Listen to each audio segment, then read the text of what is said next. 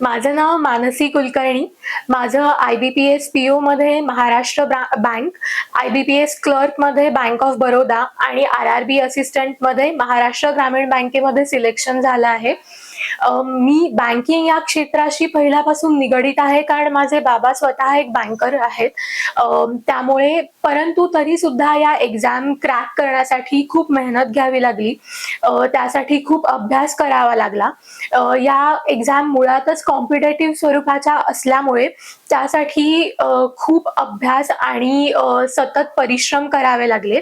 माझा असा एक विचार आहे की बहुतांश मुलं विद्यार्थी जे बँकिंग एक्झाम देतात ते स्वतःची स्ट्रॅटेजी न बनवता बाकीच्या लोकांना जे सांगतात त्याला फॉलो करतात.